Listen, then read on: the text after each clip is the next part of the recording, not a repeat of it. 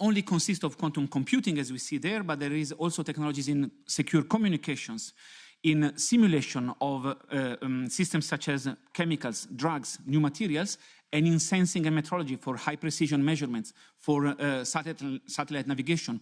Of course, this is based on a strong basis, which is very strong here in Europe, of basic science and fundamental research with the excellent universities and academic institutions that we have. But this is, so the center now of the discussion, also for the future quantum... Speak a little bit slowly, okay, so the translator could do the job. So, very good. I'm sorry. I apologize to the translators, but the center of the discussion now, as a matter of fact, is how do we translate this scientific excellence into industrial capability and into benefit for our society.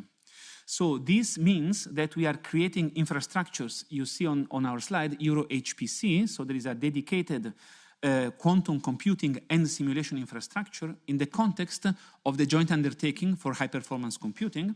We have many supercomputing centers, and my colleague, Professor Kurowski, here is representing the one in Poland, which are installing a quantum processor similar to that or of different kind to accelerate the computations. At the level of secure communications, we have a quantum communication infrastructure which has both terrestrial and satellite elements which we are deploying across Europe. And at the level of sensing, we are deploying a gravimetry infrastructure in order to detect, for instance, water level, but also for geoprospection, for instance, of volcanology. So a lot of broad range of applications. All of this needs to be supported by our ability to make chips. So if you go after the hearing there to the quantum computer replica, you will see the quantum chip underneath. And in the CHIPS Act, we are also creating the possibilities for really moving forward in this sense of production capability. So if we look at the whole arch of what is happening, from the European quantum flagship that we had until now, this is moving towards infrastructures. So not only research, but also the communication and computing infrastructure, and this needs to be underpinned by a European quantum fund. The big issue we have is that we do have the startups which make these devices, but we have to scale up, and this requires capital in order to be effective. Of course, to the topic of today's hearing, there is a deep intertwining between artificial intelligence and quantum. So, both in the sense that quantum computers can and will be used for enhancing the speed and performance of artificial intelligence systems, but also in the reverse, that we need and use artificial intelligence systems in order to help develop quantum technologies. So this deep interaction is very much topical for the conversation that we are having today. And we are developing strategies from the point of view of the scientific and industry community. We have a large industry consortium in Europe of more than 230 companies which are working in this in order to advance this. So all of this converges to our Quantum Europe strategy. So this is something which the European Commission Vice President Virkkunen has announced in the beginning of July. I have the honor to coordinate a working group, a high-level advisory board, which she is personally chairing, to translate this strategy in these 5 components: the research part, the scaling of the infrastructure, the growing of our economic ecosystem, but also the aspects of dual use and strategic aspects in space, security, and defense, in order to grow skills for the new future quantum ecosystems. In this advisory board, we are advising the Commission how to translate this strategy into a Quantum Act. This is why it is so very important to be here with you today, because in the next months, the Collège will adopt, probably, sometime in the beginning of around the next, mid of the next year, a proposal for a Quantum Act, which has the goal of coalescing everything that we are saying into a strong future for Europe, in which Europe has developed strategic sovereignty and technological sovereignty, also using the scientific leadership and creating economic value for our society. Thank you very much. Thank you, Professor Calarco. Now, Krzysztof Kurowski, Head of Quantum Technologies at Poznań Supercomputer and Network Center. Okay, so good afternoon. So I'm really glad to be here, and thank you for inviting me for this panel. So I also would like to thank Professor Calarco for introducing the European level strategies and perspective. I've been asked to give a little bit of updates what happened at the national level and how we converge and contribute to the EU level initiatives, in particular related to next generation of networking, clouds, and AI. So first of all, very quickly, when PSNC, so Poznań Supercomputing and Networking Center, was established back in 90s, we didn't have highways in Poland, but we made a strategic decision to invest in optical networks. So we created the National Research and Educational Network, and at some point the network was good enough to become the partner of the Pan-European GÉANT network. So we invested in optical highways and connected many supercomputing centers in Poland, and also built the momentum for additional activities, especially related to supercomputing. And we started the contribution at the EU level when we, for the first time, coordinated the European project. That was back in 2002, when Poland wasn't part of the EU at that time, and we managed to demonstrate that we can coordinate a very important application-oriented project at that time. As you can see, currently the whole Poland is fully connected through high-speed networks, and currently we're participating in more than 130 R&D projects coming from Horizon Europe, Horizon 2020, and Digital Europe program. And we do coordinate more than 10 national digital infrastructures. And as you can see on this slide, we typically start at the national level infrastructure. So for the quantum communication, we started based on the high-speed optical network to build the optical quantum communication using the quantum key distribution technology. And we established the largest QKD network in Europe, more than 1,700 kilometers. All supercomputing centers are fully connected. And thanks to the EuroQCI initiative, now we are pushing the cross-border connectivities to surrounding countries, because Poland is located in a central part of Europe. And also we are trying to help small countries around Poland to be part of the EuroQCI initiative.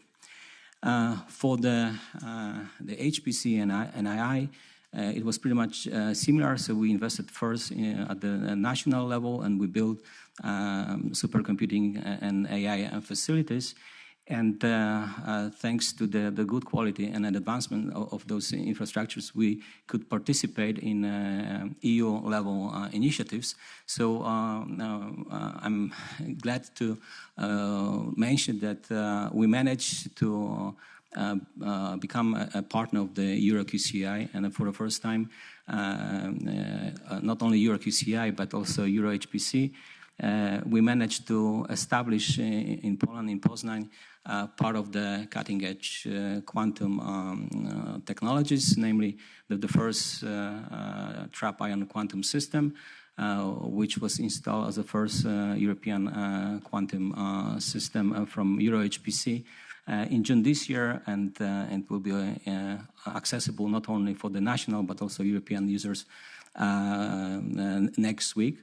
We also managed to build the AI facilities, and at some point we also showed and demonstrated that our facilities are good enough to be a partner at the European level. So we are also won a contract for the AI factory, which will be located in Poznań. Now, for the cloud technologies, another example, we invested a lot for the national data storage and built a distributed cloud-based system, which was good enough as a basement to propose a technical solution.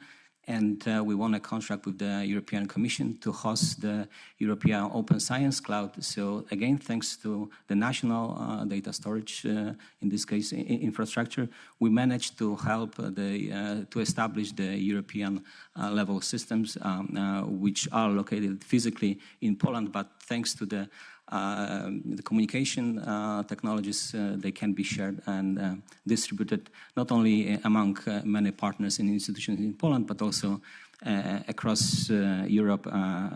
So some conclusions and practical steps very quickly.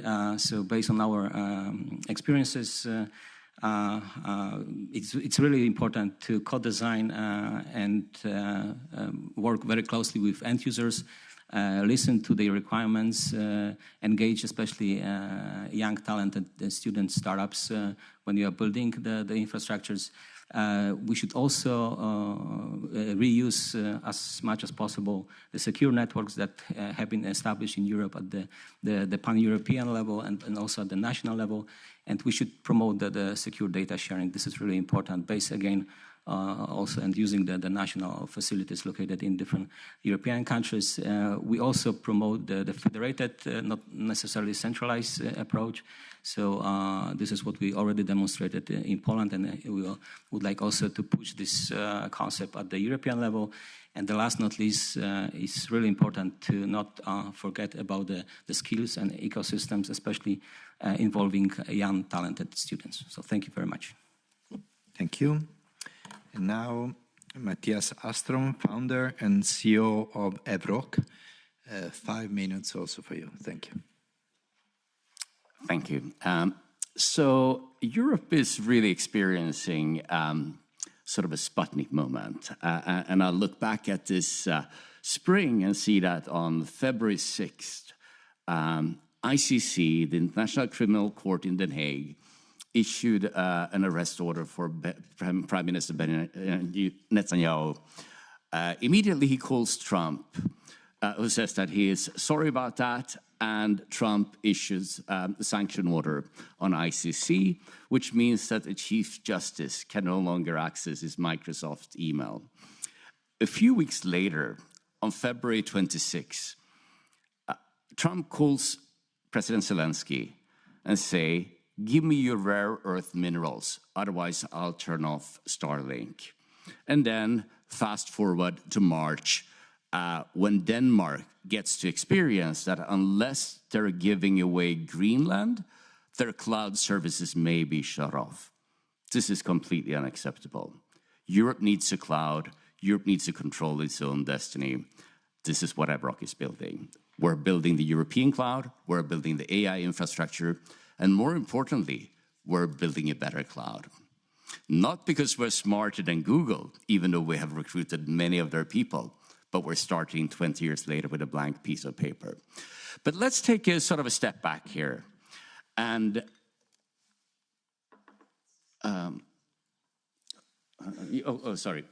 and look at the sort of the cloud market in Europe. I mean, it's exploding. That's the market you want to be in. But the other axis that is downward sloping, it's the market share of European cloud providers. It has gone from 25% to less than 13%, and it's continuing to shrink. This is very frustrating being European, and we're sort of asking, why is this? The market is completely dominated by 3 American players. And looking at this, I would say that there are probably 2 reasons. One is that we couldn't store all the information in sort of sensitive data in a cloud in a way. But more importantly, if you go to one of the European players, you get a server, you install the operating system, you install the database, and 3 days later, you're up and running. If you go to one of the American players, you say, "Give me a database," and you get a database. So what you have been getting from European players is servers. What you're getting from the American companies is services. The key difference here is software. That's where we need to win. That is what Europe has been lacking so far. The other thing is looking at the sort of the cloud penetration in Europe. The cloud penetration in the US is 80%. The cloud penetration in Europe is only 40%. That's very, very depressing. And if we combine what I said initially with sort of two of the things is that the Foreign Intelligence Surveillance Act and GDPR makes it very difficult to store information in an American cloud without exposing the data. Status quo is not acceptable. This is why I'm so excited to announce what we're doing at Evroc here. We're really trying to rethink about what a cloud should build like. This is a rendering of our flagship data center outside of Stockholm. The average temperature in Stockholm is 8 degrees. It's quite tough as a Swede, but it's very good news for sort of AI. This is completely built for AI, where the racks are now consuming 150 kilowatts compared to 10 kilowatts before. This is all liquid cooling, which is necessary. But what is even more exciting is how we're taking all that heat from the data center and put it into the district heating network. So we're heating Stockholm the more we use AI. This is really rethinking about sort of cloud and AI in a sustainable way. When it comes to the sort of the services we're providing, we're really asking, how could we make the developer experience easier? How could we make this auto-scaling, self-managing, self-provisioning? These were things that were not possible before. Evroc launched its services in July. We started out with customers in segments with sensitive data. Defense is very important for us, the public sector, financial industry, and healthcare. This is really one of the things where we need to sort of work as Europe to make sure that certain sensitive data is not being stored in an American cloud. Now we finally have sort of alternatives. Thank you. Thank you very much. Now we go with the coordinators and group representatives, starting with the EPP and Mr. Christian Eller. 2 minutes each. Thank you. I have 2 questions to all the speakers. The Commission just proposed to extend the scope of the Euro HPC joint undertaking to enable it to fund AI gigafactories, but also to bring all quantum research spending into the joint undertaking. This means the joint undertaking will fund conventional high-performance computing infrastructure, quantum computing research, quantum communication research, and quantum sensing research, as well as the creation and operation of AI gigafactories. My question is a little bit, and you hear this in eyes cracking, is it a smart way to put this all in one program with just one budget? And my second question goes to Professor Calarco and Mr. Kurowski directly. Big global competitors like IBM have lead us on when it comes to functional full-stack quantum computers. Their timeline is much more ambitious than ours. In other quantum technologies like quantum communication, we are further ahead. In general, quantum computing more mature, while quantum communication is still in development. What can we learn from your experience in the global race for quantum computing dominance to ensure that in quantum communication, we do not lose yet again our edge?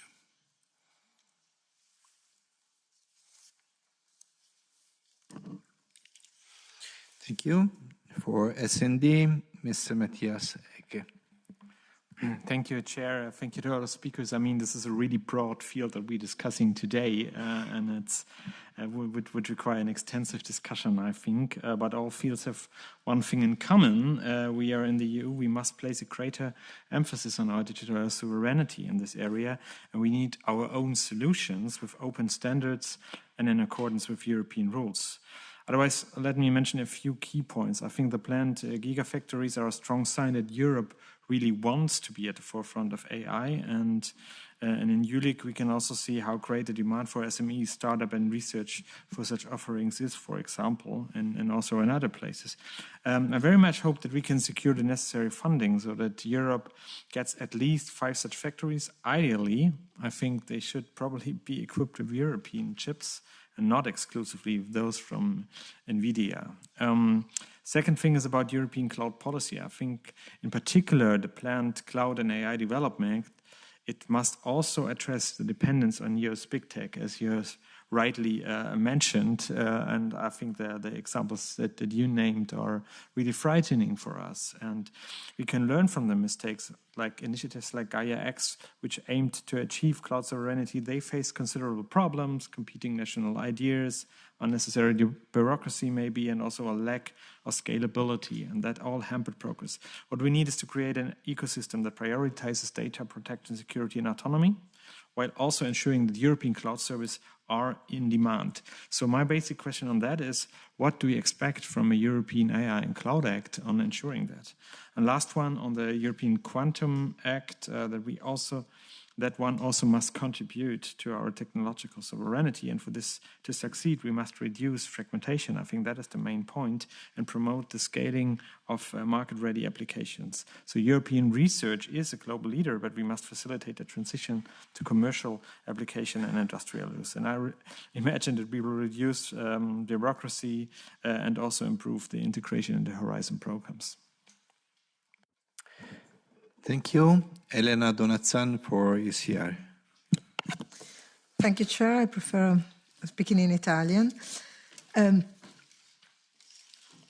L'Unione sta sviluppando il Quantum Communication Infrastructure, una rete di comunicazione quantistica terrestre e spaziale per garantire comunicazioni ultrasicure tra istituzioni governative e infrastrutture critiche, con un segmento satellitare e terrestre federato con tutti gli Stati membri.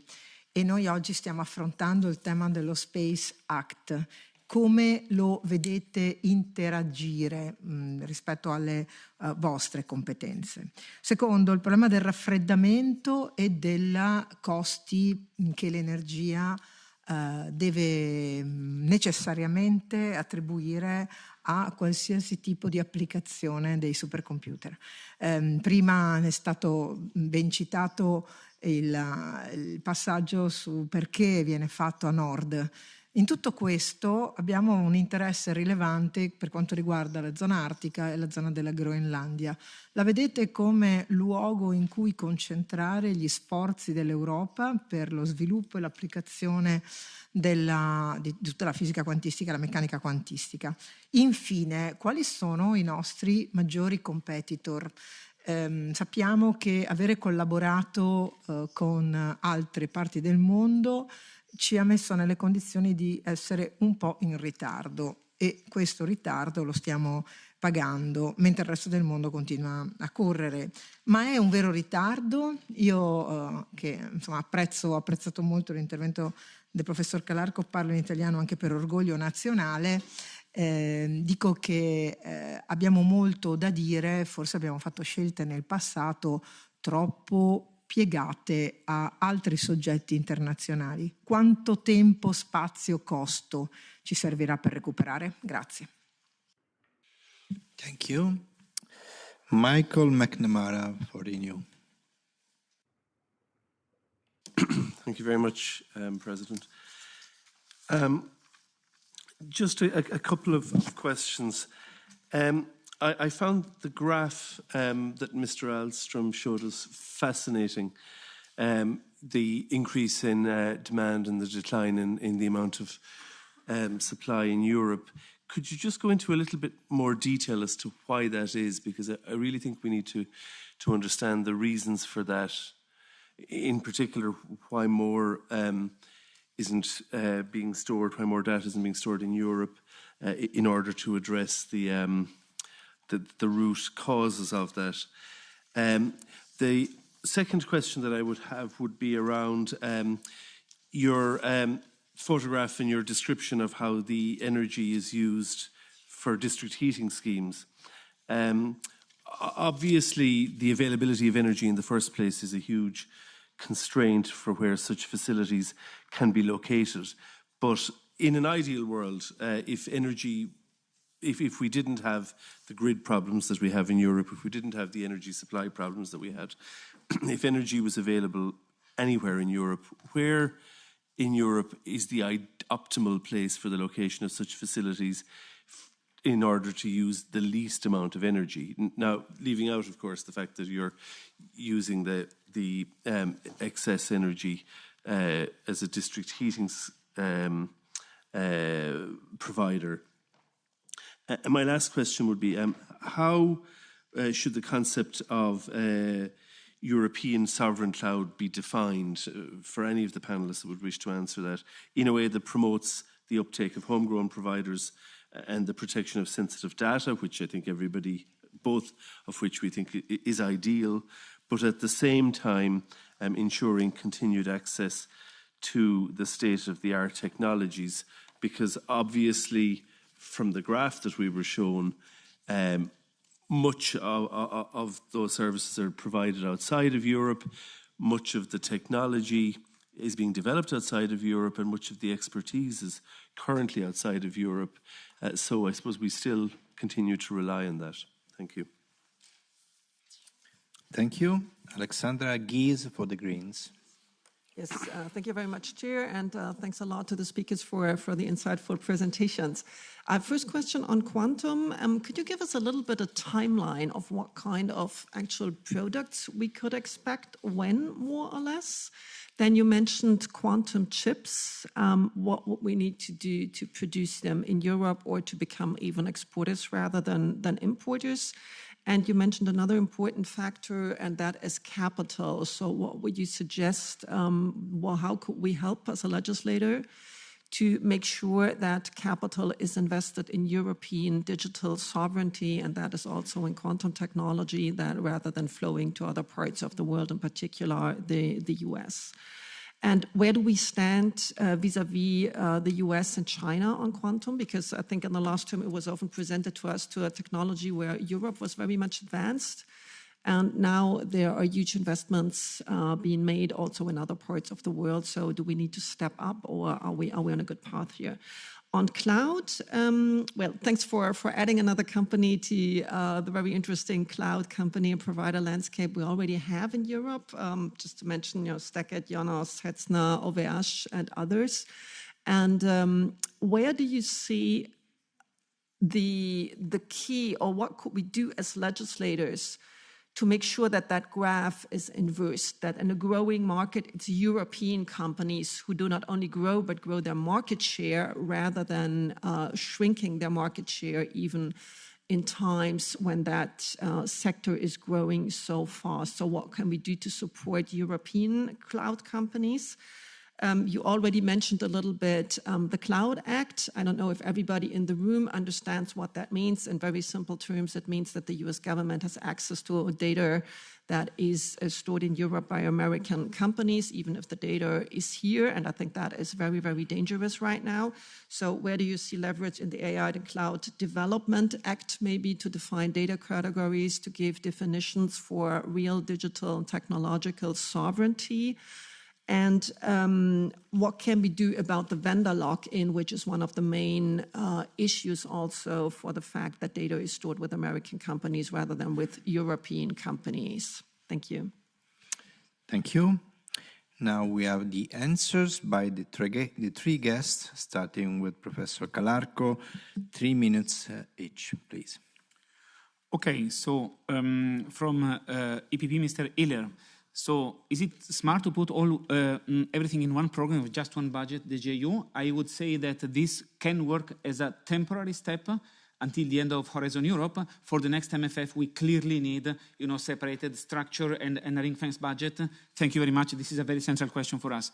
The IBM timeline, much more ambitious than ours. Well, it was, but now they have revised it. If you look at the recent thing which they released a few weeks ago, it goes back down to a few hundred qubits. So again, back on par with what we are doing, as a matter of fact, showing that it was an announcement, but it didn't necessarily correspond to reality.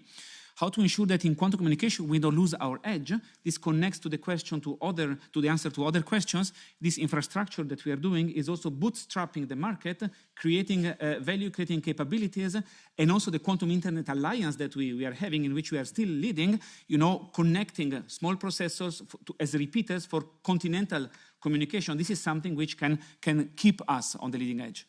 From Mr. Eke, from SND, thank you very much for your question. Quantum Act to reduce fragmentation, absolutely. We need to reduce bureaucracy and improve integration into Horizon. Yes. The question is, how do we do the right integration? Coming back to the question of Mr. Ehler, probably just a trivial, simple transposition of what we are having in terms of JU. No, we have to rethink the JU instrument. We need a strong engagement from member states. We have seen how Poland, all widening countries, a lot of also big countries, all of them essentially are involved in this Quantum Act. So we need that integration, and a ring-fenced budget will help us for that. From ECR, Madame Donazzan. So yes, we are developing EuroQCI for secure communications, and of course there is a space dimension to that. I didn't go into detail of that, but this should be really an interaction with the Space Act. A very important point on that. I hope that we can sort of give input for that. In terms of cooling and energy costs, what is interesting is a demonstration from Google a couple years ago, 5 years ago, the first one, so-called quantum supremacy. The word maybe is not the one which we would use today, but 26 kilowatts for 2.5 minutes did something which 14 megawatts of supercomputer at the time would take 10,000 years, okay? Then they improved supercomputing. Now, a Chinese group demonstrated with similar few tens of kilowatts, a supercomputer with tens of megawatts has to run for 2 billion years. So there is energy saving, not for all problems, only the problems which we can solve with quantum computers, which at the moment are few. We are expanding that with our infrastructure, with access also for additional people who can develop new ideas. So are we paying on a delay that we have? Is it an actual delay that we are having? Not so much a delay. In some cases, like on that quantum computer which I brought there is a component, an amplifier, which was produced only in the US until 5 years ago. Then the Trump administration, the first one, closed it up. They restricted export. We had to catch up. It took 2 years for us to catch up with that.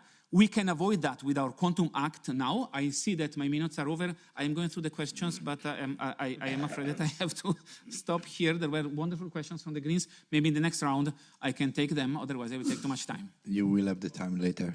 Thank you, Mr. Kurowski. Okay, so thank you for all the questions. So the one budget and the Euro HPC joint undertaking as an umbrella for not only for the pure HPC and AI, but also many quantum infrastructure. Is a good or bad? I completely agree with Professor Kolarko that this is a temporary step, and we will probably aiming for the structural funds and the structure in the upcoming years. But for now, and I can speak based on my experiences, having the possibility of experts in networking and the cloud and AI under the same umbrella could definitely help to create a good synergy.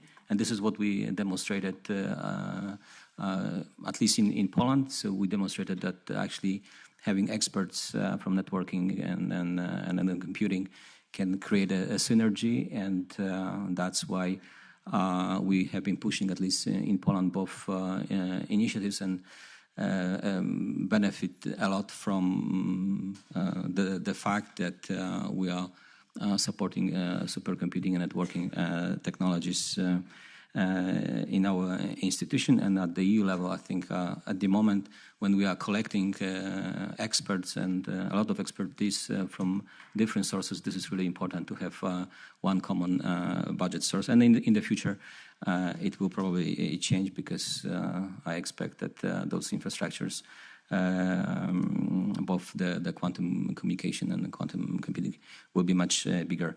Now, for the quantum communication, and the question was, are we good or good enough to compete with Asia and US? I would say yes. I mean, we have already demonstrated that here in Europe, we can create a testbed for communication, and we can beat the biggest quantum communication channels distances, and this is what we quite recently published in the Nature. So experiments that have been conducted here in Europe. So there is still a room for improvement, but having many experts located here in Europe, we can really demonstrate for the quantum technologies that there are actually many opportunities here in Europe to build unique solutions, not only as a prototypes, but also having more investment, also create product and services out of those initiatives. And that's 3 minutes. So thank you. Thank you. And now, Mr. Almström, 3 minutes also for you. Thank you. So if we want to win with quantum, we also need to win with AI, because there will be no quantum or other advanced technologies without successful use of AI in the future. And this is really what we're trying to build the sort of the foundation for that. I would like to try to address a few of sort of the questions. One is that we have been sort of falling behind on that sort of cloud and AI. And the key here is focusing on servers instead of focusing on software. And really having that sort of insight is that you need to provide a great developer experience. Only providing storage in Europe is not good enough. You really need to make it easier for people to deploy this. I think that the sort of on the climate, actually we're very excited about what we're doing on this side. And there's one, transmitting sort of electricity over large distances is very lossy and very expensive. But transferring data over large distances is inexpensive comparatively. So what we're doing, we've developed something called an eco load balancer. That is a sort of a geographic load balancer. So let's say when there's sunshine in Spain, you're training your AI models in south of Spain. When there's wind in the Netherlands, you're moving part of that workload benefiting from wind power. And overnight, you're using hydropower in the Nordics. So I think there are very exciting things we can do to really that we think about how we're doing that. Also to make sure that we're sort of using resources when there's sort of a lower demand on the grid at this point. Also, remember that one of the reasons we started Evroc was actually not only sort of sovereignty, it was actually being frustrated about how much we were using on-prem data centers. On-prem data centers are consuming up to 5 times as much energy as having sort of using one of the cloud services. So moving into the cloud will really benefit from that. So the question, what can be done to sort of help? And I'll use one sort of European example. We actually used European Space Agency to help us gain independence when it came to satellite navigation with the Galileo system. The European Space Agency today is spending 250 million euros per year on AWS. I see 3 problems with that. 1, anything we store on AWS can be seen by US authorities. Number 2, they can turn it off. Number 3, which is probably the most significant, is that 250 million euros of taxpayer money is now going to the US. That is not acceptable. So what kind of help could we get here? All we want is sort of a leveling the playing field to really make sure that for certain sensitive data, for certain sensitive applications, that we're using a European company with a European software stack with European owners.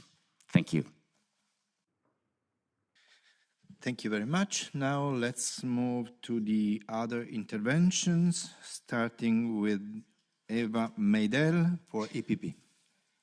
Thank you so much, Chair. I would like to welcome the experts here today. Very happy to see Matthias, Professor Calarco, as well as the other speakers. Some of them are here and others couldn't make it. And I make this point because I wanted to talk a little bit more on AI, but I would use as a leeway what Matthias said, that without winning that and being on top of it would be difficult to talk about quantum. And currently, to me at least, it feels that a lot of the EU companies, all they want is to make sure how do they actually integrate AI into their operations. But if we look at the data says the following, that European SMEs are lagging behind in doing that.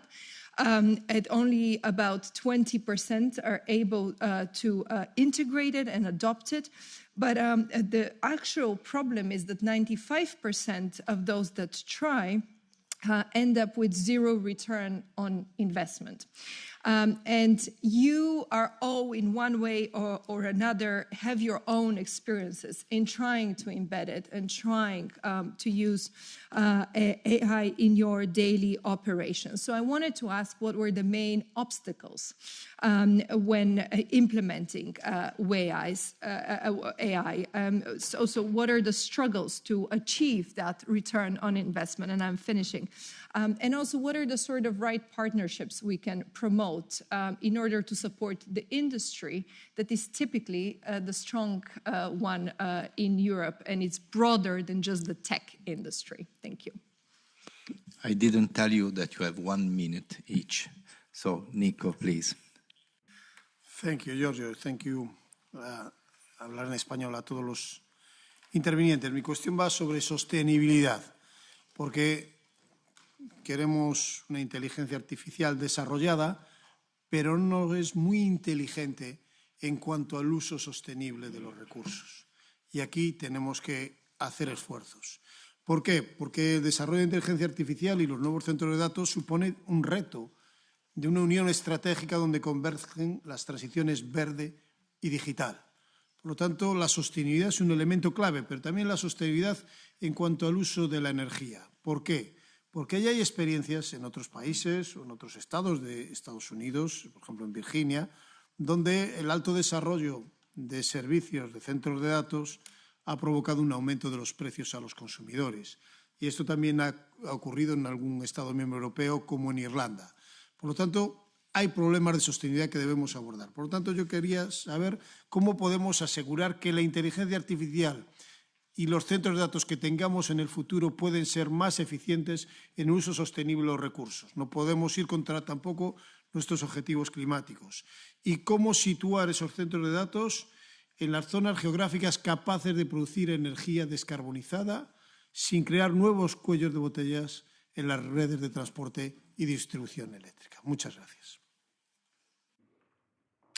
Thank you, Ms. Pilar del Castillo. Yes, thank you very much.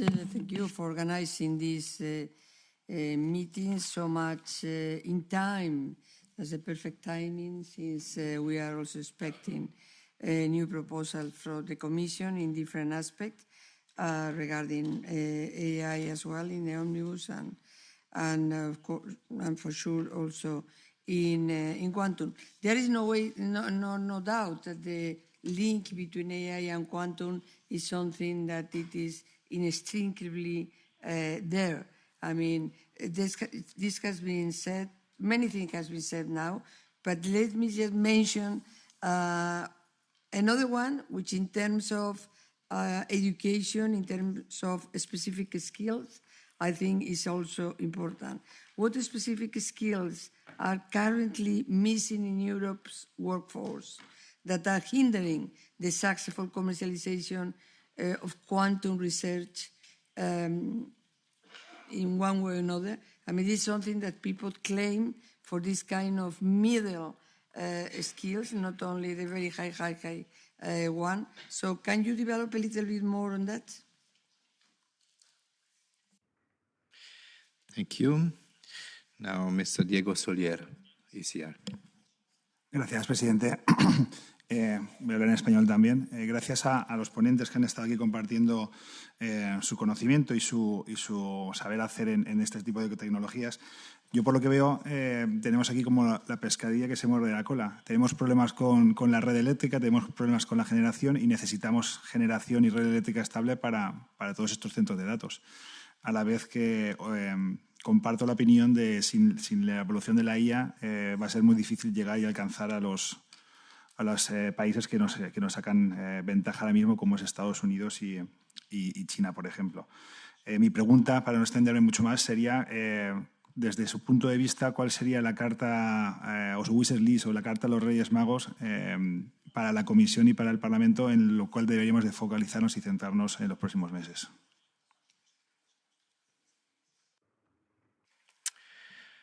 Bruno Gonçalves. Thank you, Chair. I'll try to synthesize my questions in briefly. If we check the data that we have from our research service, what it says regarding the AI patents, it's that we have 3% of the quota, global quota, over the last 13 years. And that means that we are not lagging behind. It means that we are nowhere in the scene of the AI. And if we visit the Silicon Valley, if we find, for example, in the Y Combinator in San Francisco, the European founders, they say everything but good about Europe in terms of how it is not good to invest here. But then they go there and they actually succeed.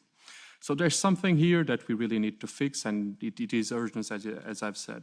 And my question is, in addition to public procurement, what options do we have to promote the capacity of the EU-based companies to provide these services?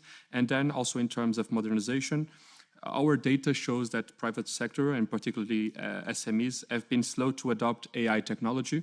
And what are your recommendations to foster their uptake? And seeing this in line with the graphic that you have just presented, this is not only for AI, this is also for the adoption of cloud services, for example.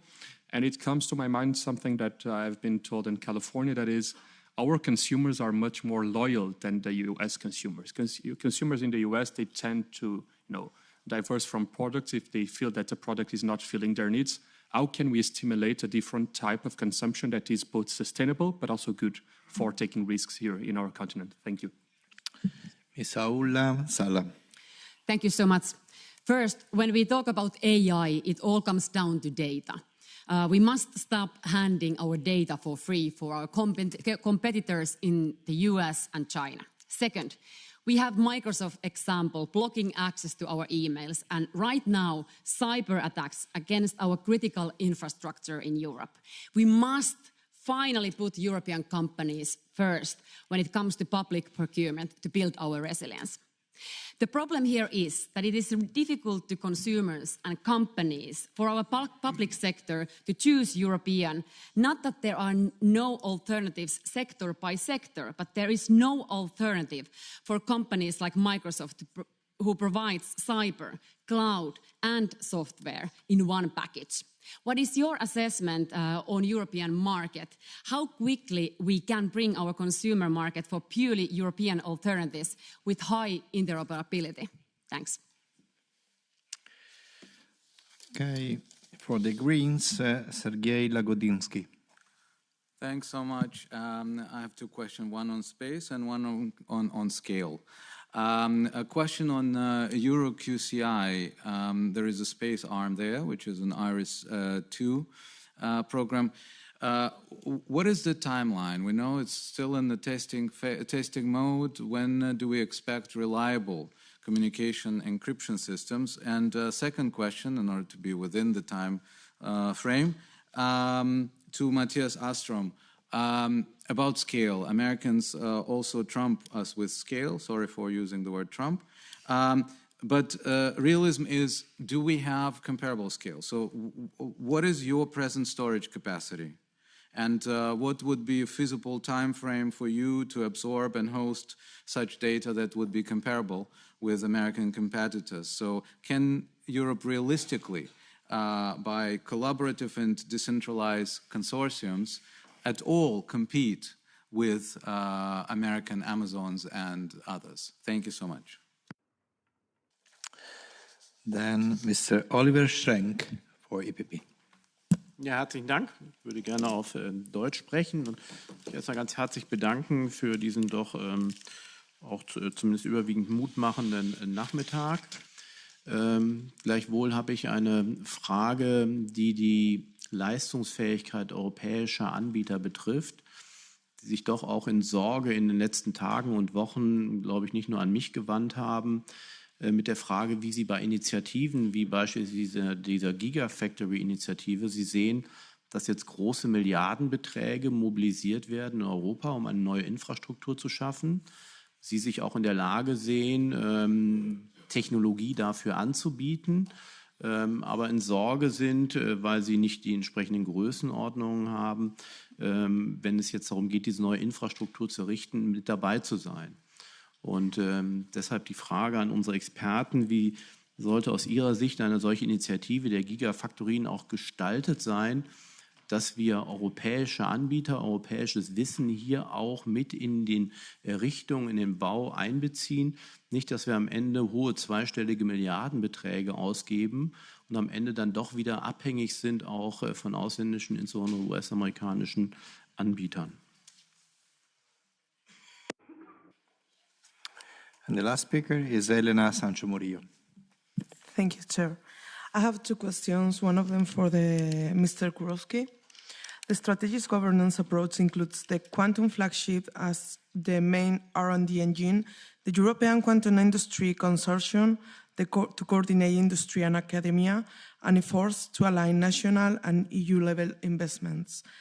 Given the complexity of coordinating across multiple member states and funding streams, do you consider this governance mechanism robust enough to prevent fragmentation and duplication, or do you see gaps that could hinder infrastructure development and collaboration?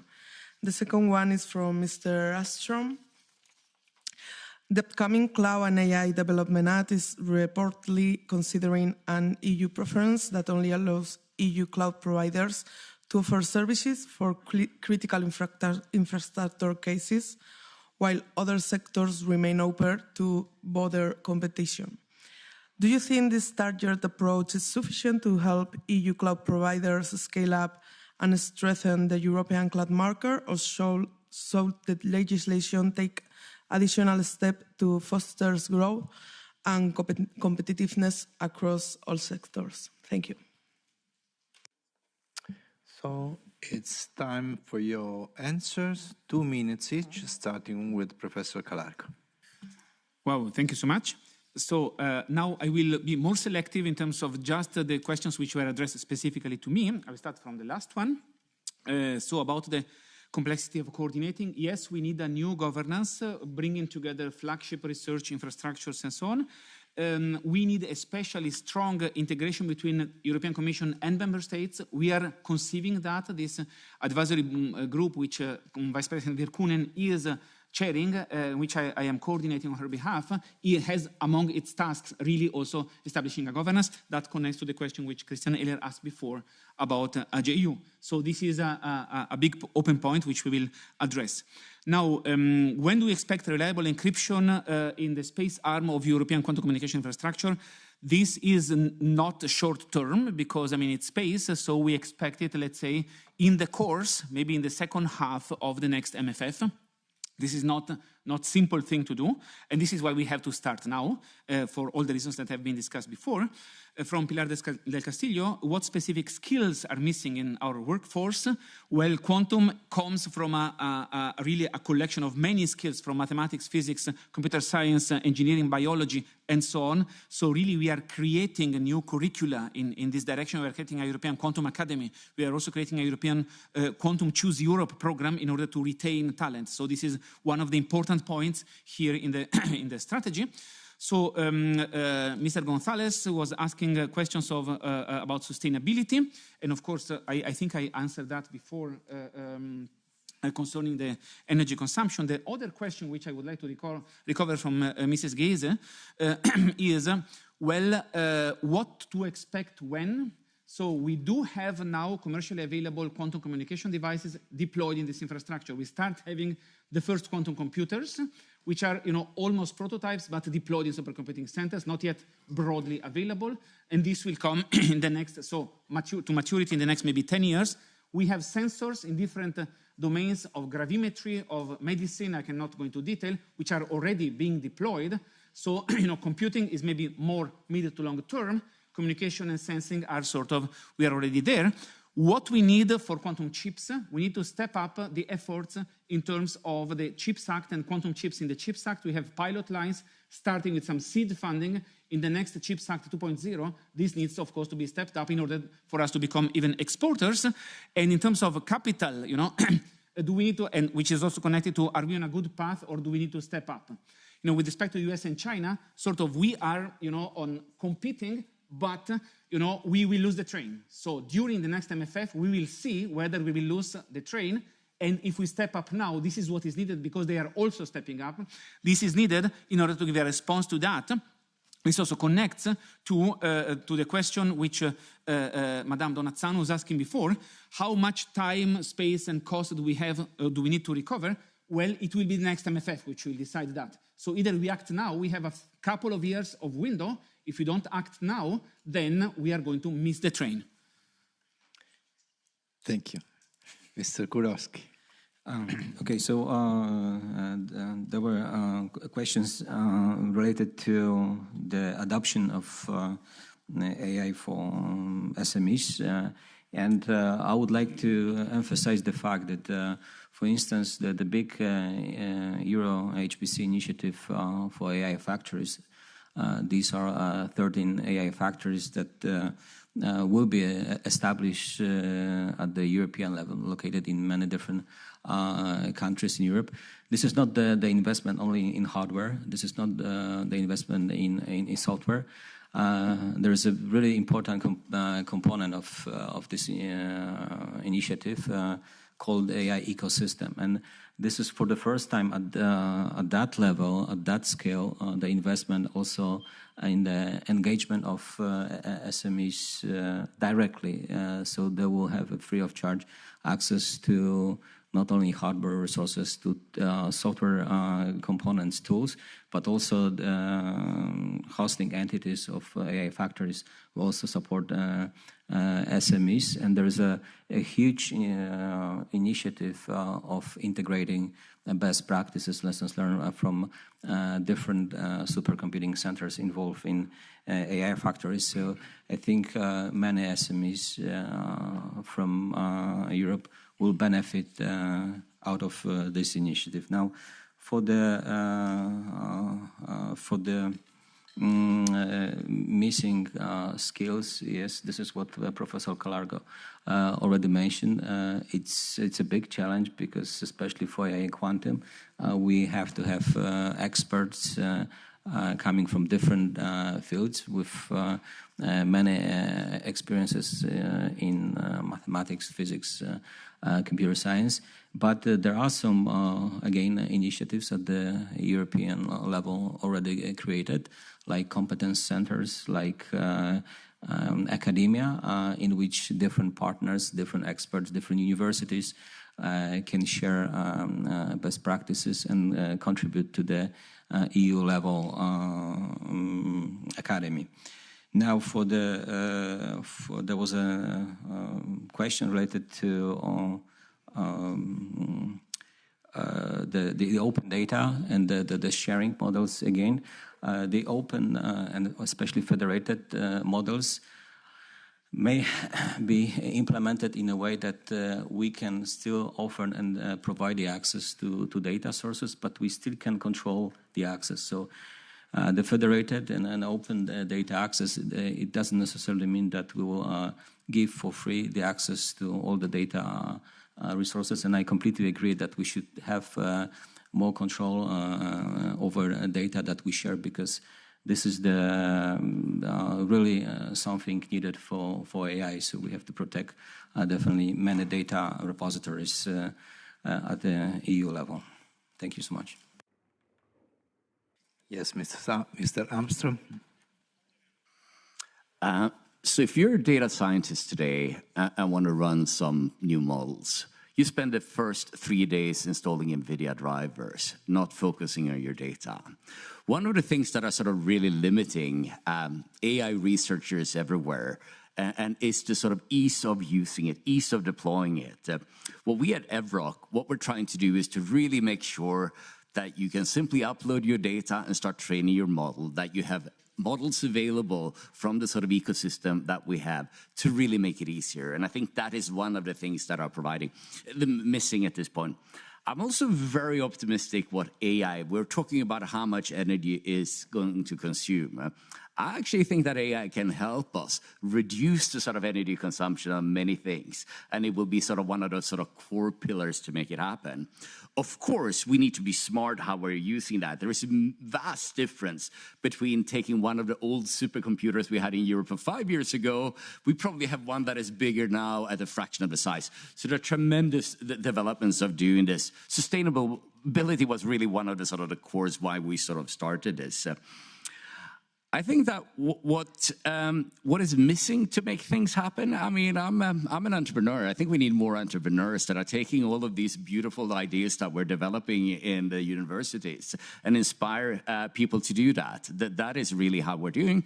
And when we're getting to my sort of Christmas wish list, which I love, of course, one is, of course, that if we're seeing sort of a shortage in electricity supply, maybe we shouldn't give it to US companies. If we're seeing a sort of want to build sort of a strong Europe with AI gigafactories, maybe we shouldn't have US companies bidding for them. And when it comes to that sort of Cloud Act and by Europeans, I think it's enough that for certain critical areas, it should be a European company. For others, we could mandate that maybe you have sort of a resilience, a backup plan in case something happens. I'm very much for sort of pro-competition, that we're doing the right thing, and there is no way we can force European companies to use inferior services. We need to have something that is better. And to sort of end it where we are, I mean, the most difficult part of this challenge when we started 3 years ago was getting that software stack ready, really providing the same level of experience that you're getting from the American hyperscalers. Adding more storage, that is not a problem. That is easy. And that's available to address when we're ready. So we're taking on government workloads today. EVROC is open for business. Thank you very much. So we can go with Catch the Eye. There is some colleague that wants to intervene. No? I have a question for you, very short. One is for Mr. Ahlström. I want to know something about EVROC. Is it a private initiative, right? Was the company developed with public support or not? This is the question. And then the news of the day in this field, it is the big deal between NVIDIA and OpenAI, where NVIDIA is going to invest 100 billion in order to build a global data center network with a total capacity of 10 gigawatt in order to feed the future generative AI models. So it seems to be an unreachable scale for us, for Europe, or not. Do we have enough muscles to play the game? I mean financial muscles, obviously.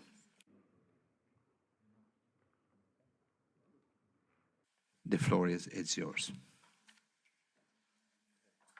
So there is another question? Yes. Just a short one to the three of you. You had been referring to the capital market and to the need of a fund for AI. I mean, we all know that, and the EIB and all these funds we are now creating and de-risking and whatsoever are a little bit like an inflation. My question is simply, is the shortage of the market or the market gap on the capital market for investment in quantum technology, is it caused really by the lack of the quantity of the capital market in Europe, or are there regulatory or other reasons that you're asking for a fund to de-risk or a direct fund for quantum investments? Eva Meidel. Thank you for giving me the opportunity. But I got inspired by your question, Chair, actually, because I think it's often that Europeans like to quote the big investments that are poured out of Silicon Valley, which are very difficult to match anywhere in the world. And I think we need to be clear on that. So I would like to ask the distinguished panelists, what is their opinion? How much it's about that scale of ambition on financial support? It's not support, but financial investment that is put out there. And isn't it because the machinery in Silicon Valley is already such that they cannot stop themselves of continuing that? And what's our European way, after all? Is it in mimicking exactly what is happening, or we have our own edge? The way I like to call it is to get it right, not necessarily first. One way to complement what Christian was saying is, probably it's about the scale. We do have some of the companies, but some of them are unable to scale.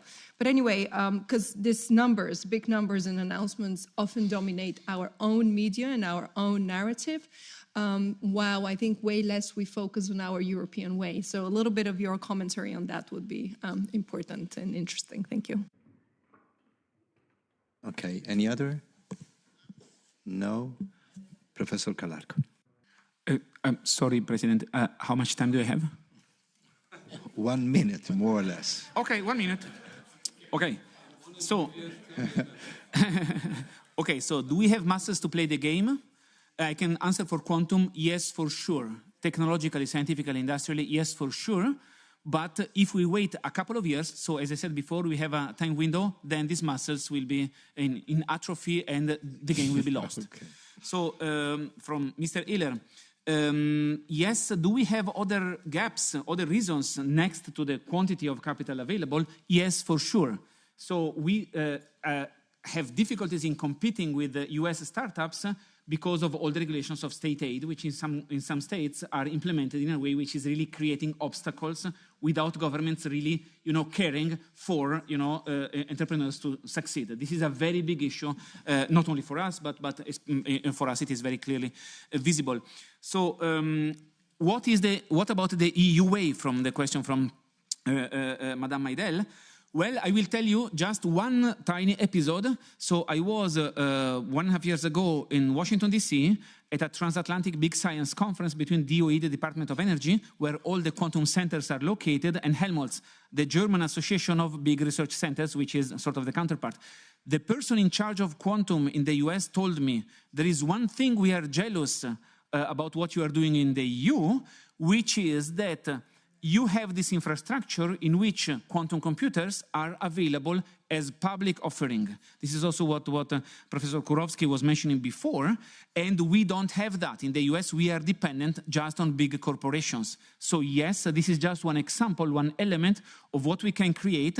This was not happening by chance. It was a vision of the European Commission and Parliament to support. So if we ask, where can we focus, where can we put our cards, this is one aspect on which we could focus. Next, of course, to state aid, which is a big curse on the health of our ecosystem in this case. Thank you. Thank you, Mr. Kurowski. Coming to the first question, do we have enough muscles for AI and quantum? Yes, we do. And I think one of the most relevant aspects that I would like to emphasize is the fact that we don't have to think about the silo, the single or central kind of approach.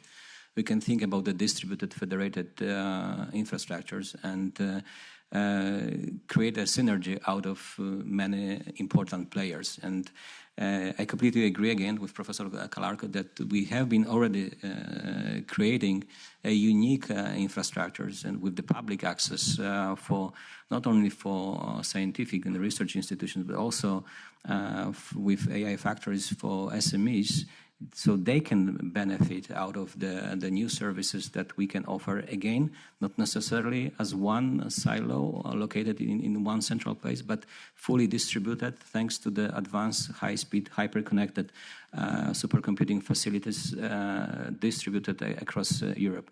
So let's just take advantage of what we have already established in Europe. Let's take advantage of high-speed networks that we built over the last years and try to build a momentum, create a synergy out of really many advanced components that we have created for AI, for quantum, for HPC, and cloud technologies. So, in my opinion, if we really carefully continue this journey, then we can definitely can benefit from the fact that the federated distributed approach could at least compete with some solutions provided in Asia or in the States. Thank you. Thank you again, Mr. Ahlström. Evrock is privately funded. It's a truly European company, and you do need the scale of Europe to make this happen. Europe is not big enough for 27 clouds. So there will be a few that will need to solve this problem. That is what has happened elsewhere in the world. But I do think we have an opportunity to building something that is better and think a little bit different on how we're approaching the thing. It has been sort of an arms race about throwing more horsepower into the problem, and that's what we saw from the announcement today. One thing to reflect on is that our brain is consuming 20 watts, not the 10 gigawatts you're saying. So I think there is an opportunity to really think differently how we're deploying AI. Instead of only doing the sort of brute force, be smarter about it. Be smarter about how we're building sustainable data centers. Be smarter about how we're making it easier for people to use AI in Europe. That's where we want to help. Okay, thank you very much to our three guests. For your contribution and to all the people that participated today to the discussion. So we can go to the next item, which is the exchange with Robert Muric, Chair 2025 of the BEREC, Marco Mismash, BEREC 2026, and Dr. Verena Weber, Director of the agency, the same agency, the Body of European Regulators for Electronic Communication. Nice to meet you. Just 1 minute to say. Nice to meet you. This is broken. This is broken. Is it broken? Yes. Okay. Can we...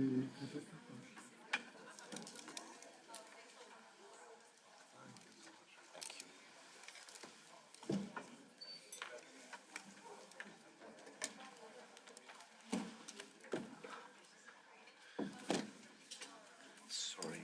No, it's fine. Don't worry. Sorry.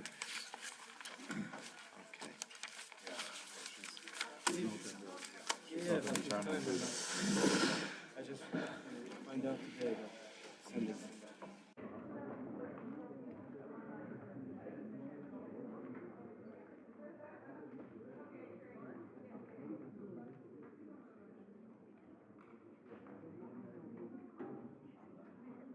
So I want to welcome our three guests.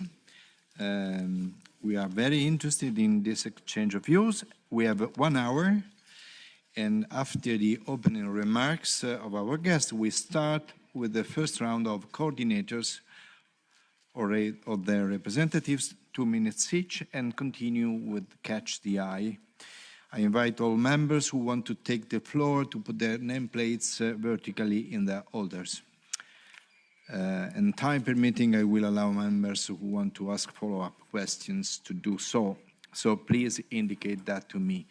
I will start with giving the floor to Mr. Muric, then Mr. Mismash, and Dr. Weber.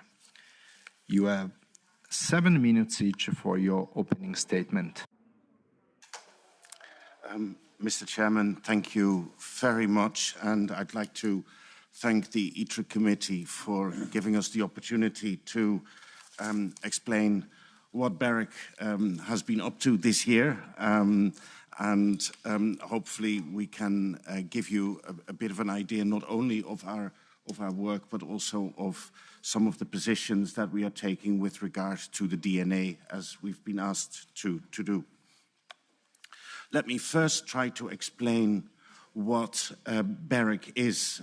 I know after the elections there are probably some members who don't know about us, and I'd like to clarify.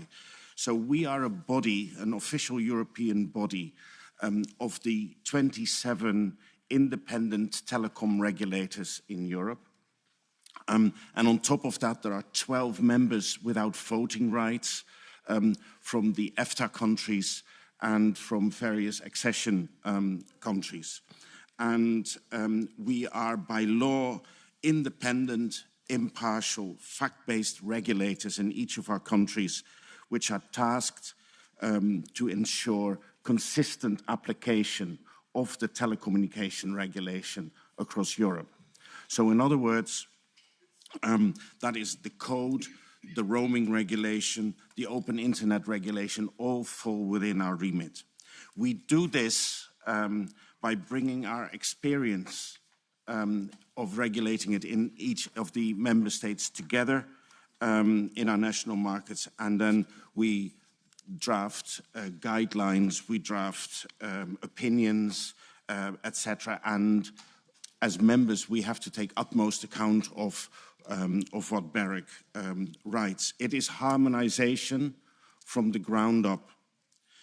BEREC's founding regulation, this might be interesting for members to understand, is we can assist the Council, the European Parliament, and the Commission on any technical matter regarding the electronic communication sector within our competence.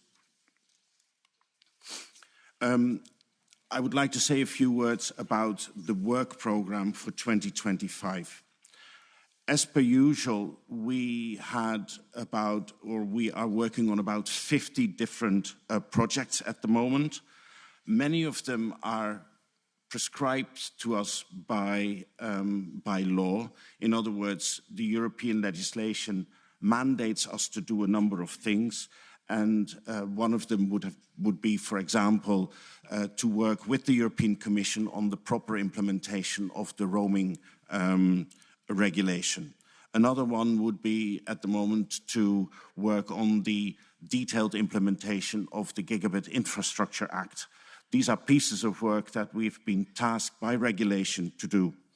Another task that we are working on at the moment is to update the guidelines on the very high capacity networks. We also do a lot of capacity building issues, in other words, educating ourselves, our member states, and bodies like the European Commission and others on new issues that are popping up, new technical developments. I'm thinking about, for example, network resilience, aspects of the 2G and 3G phase out, and how best to do that, etc. But this year has been very special in the sense that we know that the Commission is going to present the Digital Networks Act, and we've been working with the Commission through workshops, through input in their deliberations on a lot of the issues that are at stake in the DNA. We hope that this work that we have done, and that is in lots of cases factual and independent advice, that it will help the Commission to shape the DNA.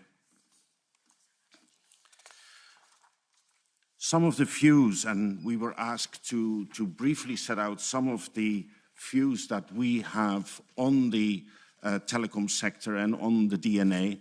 And the best thing is to start with the context of the European telecommunications sector. And you hear a lot of messages at the moment that are, let's say, ringing the emergency bell and saying it's going very, very badly with the sector. But if you look at the data which we have done, in our view, the picture is not as negative as many make us believe. What we have seen is an unprecedented level of investment over the last 10 years, which is still ongoing, and which has led to Europe now having 82.5% of coverage of very high capacity networks. Fiber coverage in Europe stands at 75% and is growing by 8% per year. This investment is only happening because networks believe that these networks are going to be profitable and are going to be good for them, for their balance sheet and for their consumers. So we are very positive about seeing that investment going in. 94% of Europe, and these are numbers are relatively recent but are already outdated, 94% of the European population is covered by 5G. And we see that the use of 5G is less of one of network rollout and is now starting to be one of how do we stimulate people to actually use these networks. But we also have to face the reality, and that is that the use of telecom networks is changing and the kind of returns are changing. It is very much a sector that has been commoditized over the last number of years. And that is reflected in the kind of returns that a lot of companies make. Some individuals are highly indebted, for example, and that has nothing to do with the regulation. And we don't deny that the problems that some of the operators have, but all these investments have gone in because of and despite regulation, but the indebtedness of the sector is not something that we as regulators feel we are part of. A couple of considerations on the DNA then. As regulators, we feel that simplification, as the Commission is currently striving for, is absolutely something that we should try and do. And we've given quite a few suggestions to the European Commission what could be simplified. But one thing is clear, we don't equate simplification with deregulation. We think that a lot of the protections that our consumers have should stay in place, but it could be done a lot simpler. We also think that access, so that is the use of some telecom networks, the regulated access to telecom networks by third parties, we think that that should remain. We have deregulated the industry considerably over the last 15 years. We've gone from 18 regulated markets to only 2 regulated markets. And we feel that the European legislation as it currently stands is deregulating automatically. We don't need to do that by the stroke of a pen. We need to look at the evidence in the market and deregulate when the time is right. And we should therefore think, that the current regulation is quite okay.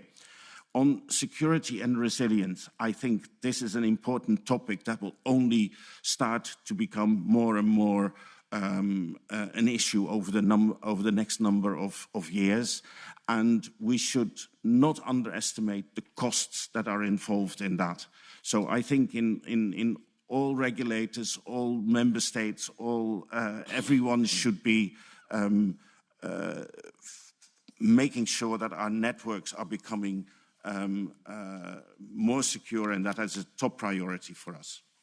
On competition and consolidation, BEREC believes that effective competition needs to be maintained. It's not something that you can allow the sector to be remonopolized.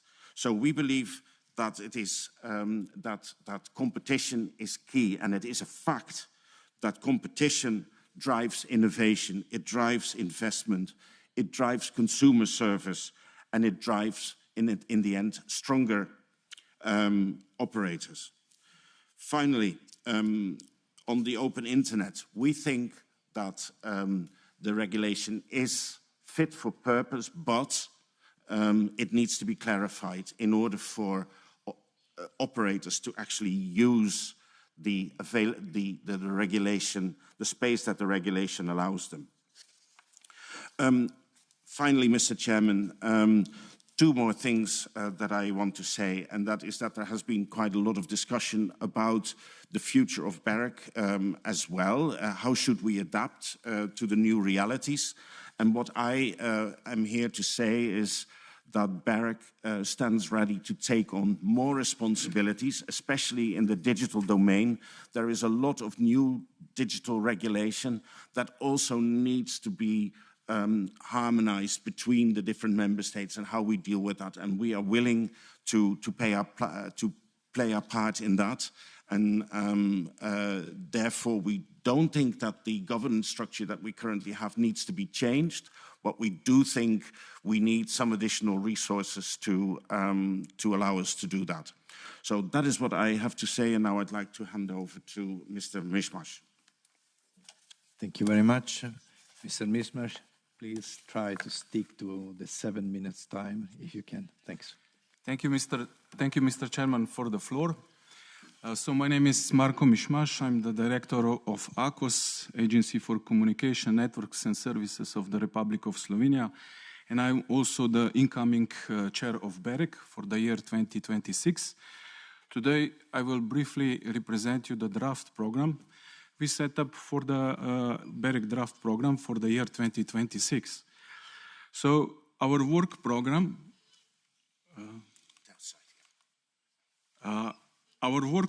for the year 2026, all activities are based on 4 strategic priorities, which you can see on the left side of the slide.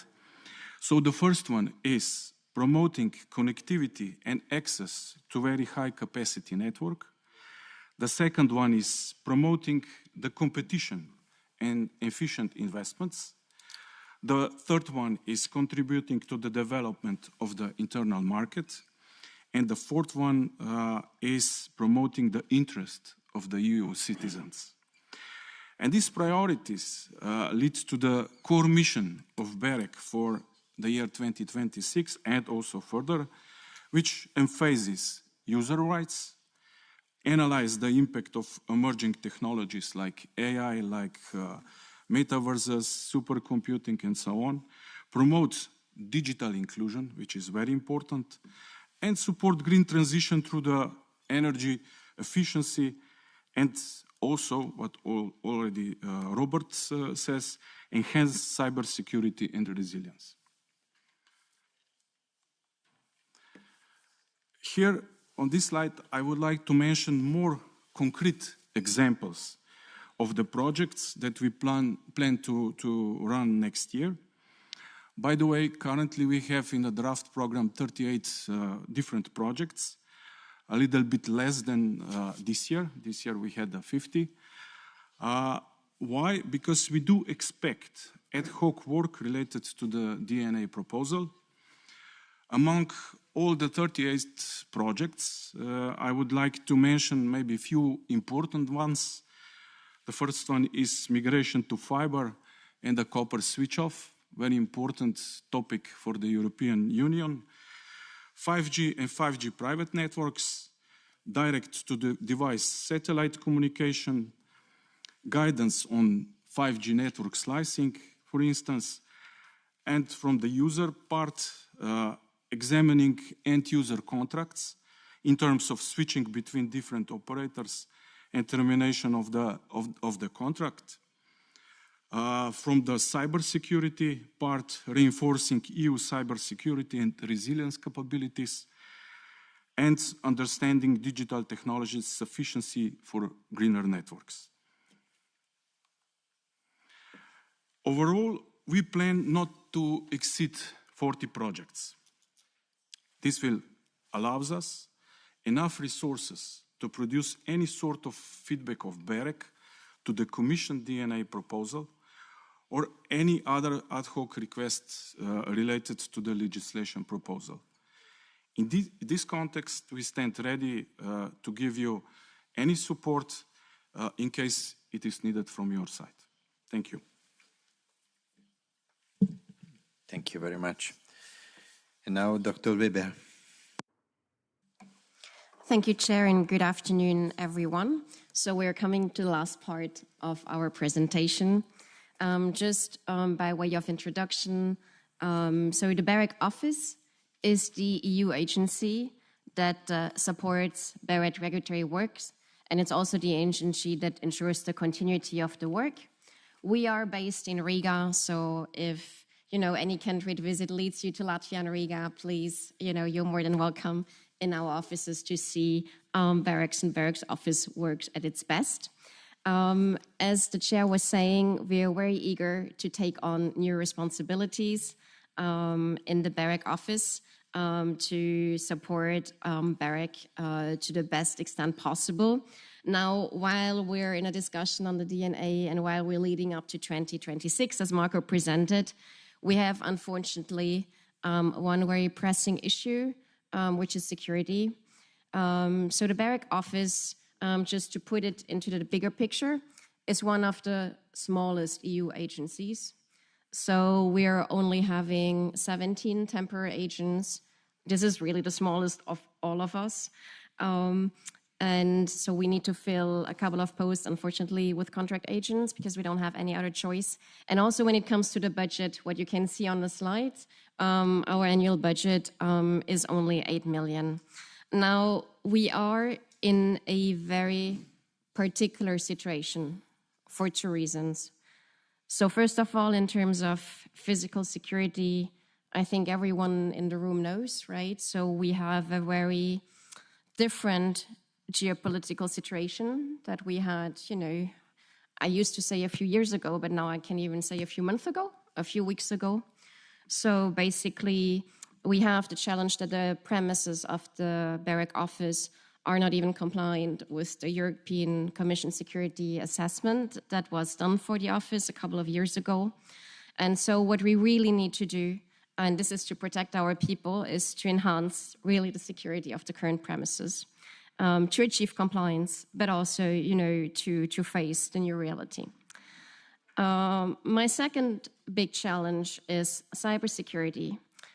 So the mandate of Barrack is telecommunication, and the office is located in the Baltics. So that means what we've been seeing is that we have an increased level of acute cyber threats.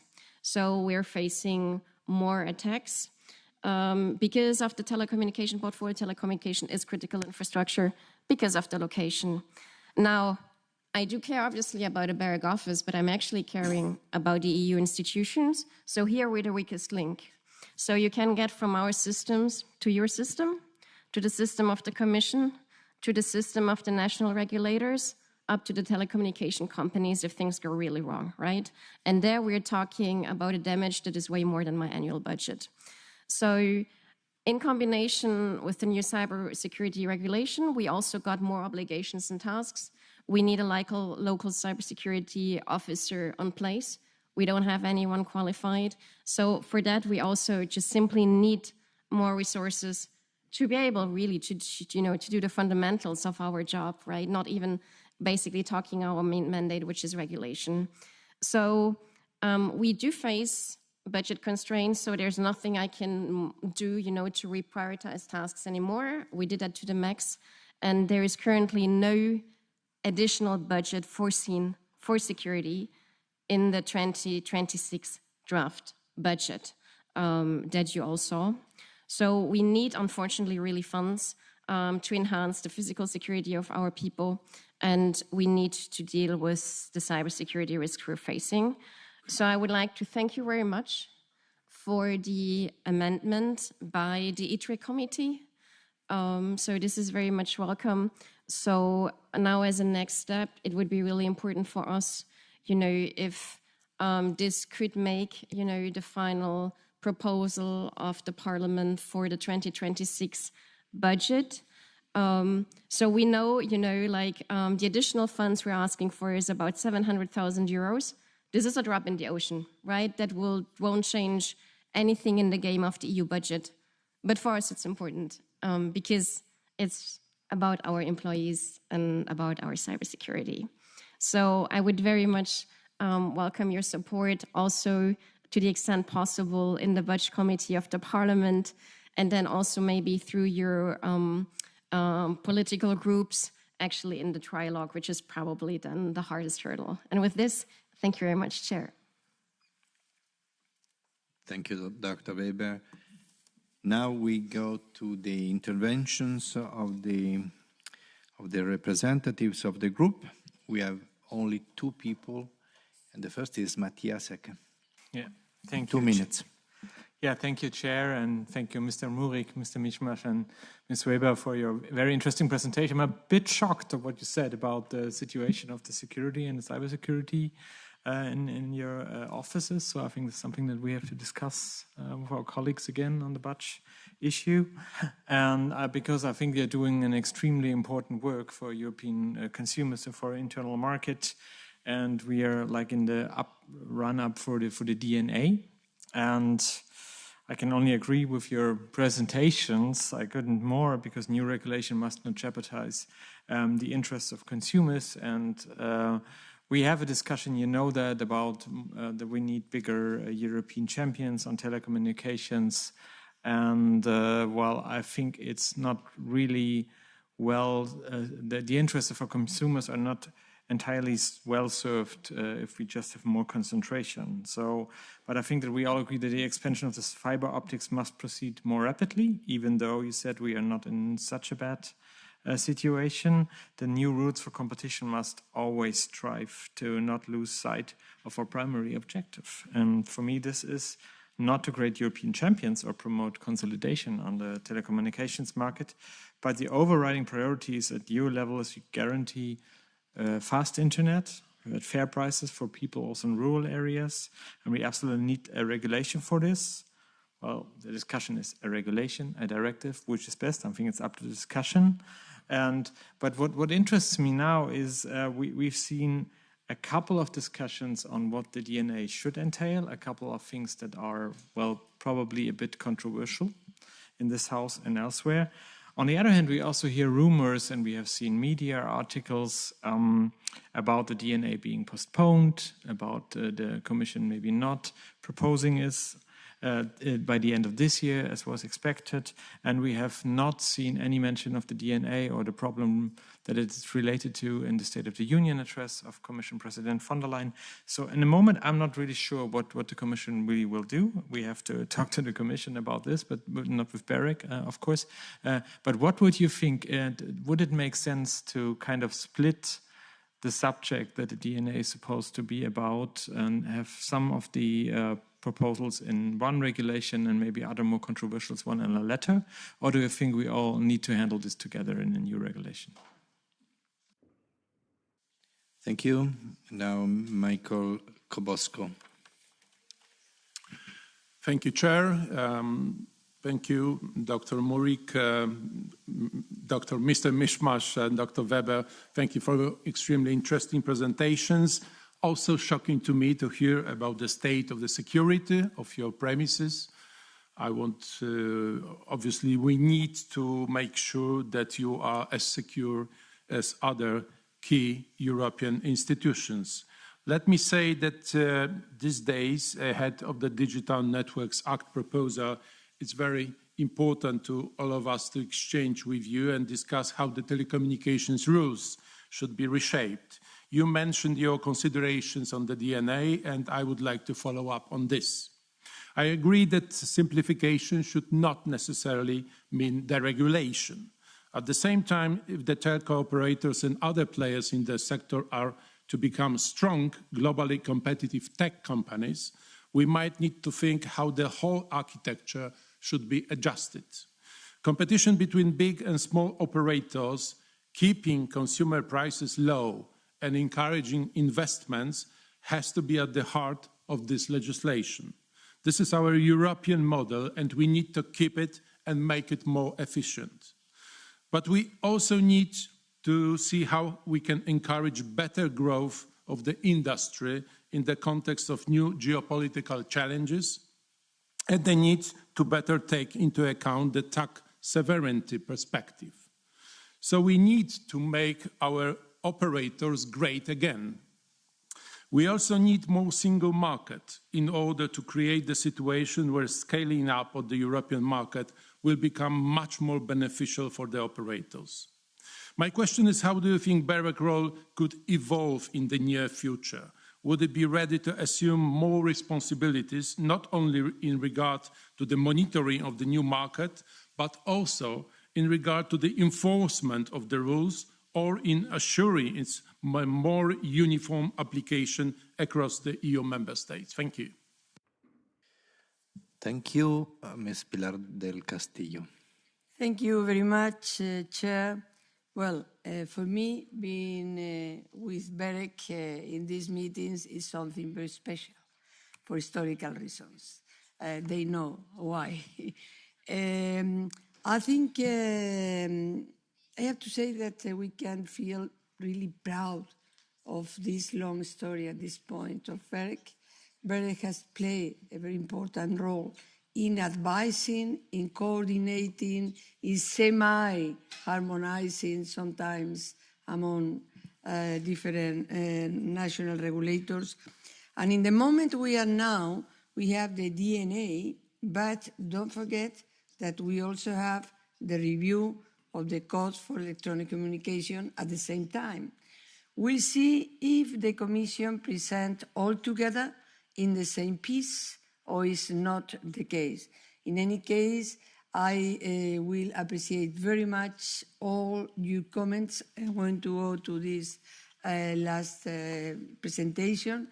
And there is now that, again, we come back to this area in terms of regulation, a very fruitful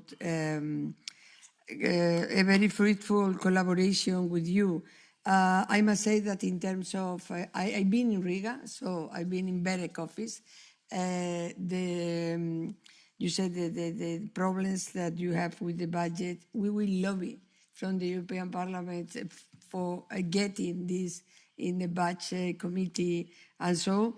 And I have no question per se, but I just wanted to let you know that for us, your permanent work, investigation, debates is very useful for this House.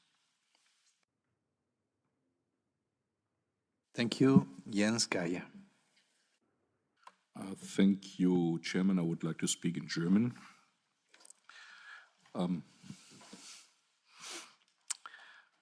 Ja, erstmal vielen herzlichen Dank an Sie drei für die interessante Präsentation, die wir gesehen haben. Ich hätte 2 Bemerkungen zu Ihrem Vortrag. Den einen werden Sie wahrscheinlich sehr mögen, beim zweiten bin ich mir noch nicht so sicher. Zunächst mal zum Haushalt. Also es gibt natürlich eine Haushaltsstellungnahme dieses Ausschusses und es gibt auch gleichzeitig Mitglieder des ITRE wie mich, die auch im Haushaltsausschuss gleichzeitig tätig sind.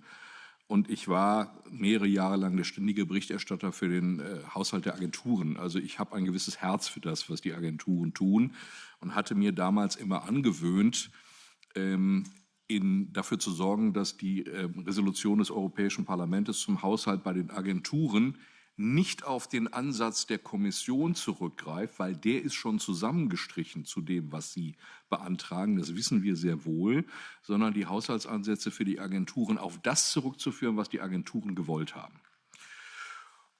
Jetzt ist das Haushaltsverfahren schon ein bisschen fortgeschritten. Wir sind Mitte September. Ich will mich gerne bereit erklären, da noch mal drauf zu schauen. Weil wenn wir erstmal in der Schlichtung sind, können wir nur noch auf Anträge zurückgreifen, die irgendwo auf dem Tisch liegen, also die von irgendeinem Abgeordneten gestellt sind. Und ich kann jetzt im Moment die Lage nicht übersehen. Ich würde Ihnen nur Sie sehr herzlich bitten, weil nach dem Haushalt ist einmal vor dem Haushalt und Sie werden im Frühjahr nächsten Jahres gebeten werden, Ihre Ansätze an die Kommission zu geben, damit die den eigenen Haushaltsentwurf für 2027 dann zusammenbaut. Und da wäre meine dringende Bitte, dass Sie noch mal auf uns hier im Ausschuss zukommen und wirklich formulieren, was bei Ihnen notwendig ist. Weil auch die Kommission braucht den Hinweis, dass es nicht nur im Haushaltsausschuss, sondern auch in den Fachausschüssen Abgeordnete gibt, die ihre Arbeit zu schätzen wissen und die bereit sind, sie zu unterstützen. Das kann dann auch schon helfen dabei, wie mit Ihren Haushaltsansätzen kommissionsseitig umgegangen wird. Der zweite Punkt ist, jetzt verstehe ich sehr viel von Energie und sehr wenig von Telekommunikation und habe bei den Vorträgen von Ihnen, Herr Murik und Herr Mischmasch, sehr oft den Begriff Cybersicherheit gehört. Hier muss man, glaube ich, nicht erzählen, warum das wichtig ist, das wissen wir alle. Nur haben wir eine Agentur, die sich darum kümmert, nämlich die ENISA mit Sitz in Griechenland. Und mich würde an der Stelle interessieren, wie soll die Aufgabenteilung zwischen Ihrem Haus und der ENISA aussehen? Weil wir brauchen da, wir sollten da überlappende Kompetenzen vermeiden. Auch das ist ein haushalterischer Anforderung, die dann zu stellen ist. Und ja, ich verstehe, dass das, was Sie tun, das ENISA tut, eng verzahnt ist. Aber ich würde gerne mehr darüber erfahren, wie Sie kooperieren und wie Sie die Arbeit aufteilen. Dankeschön.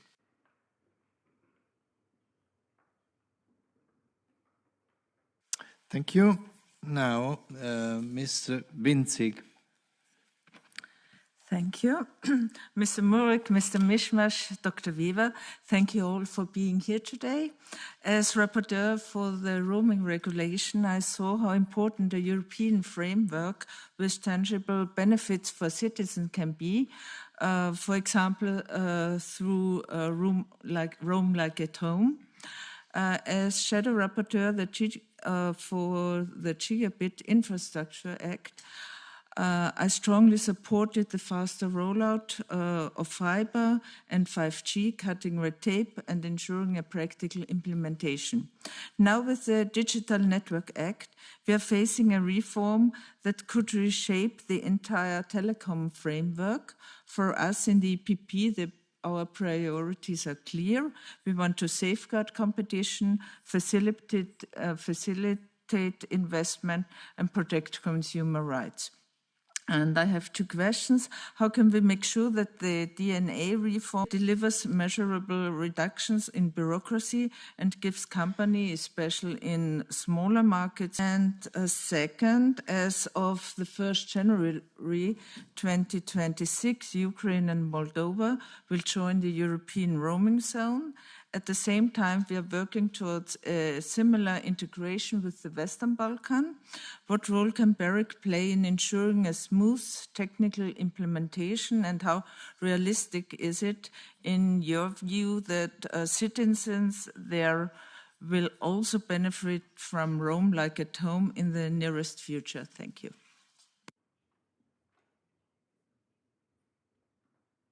Thank you very much. Now I would like to give the floor to Ms. Lucrezia Busa, Head of Unit Markets, Competition and Roaming in the DG Connect, the European Commission, for 2 minutes, please. Thank you, Mr. Chair. Good afternoon, everyone.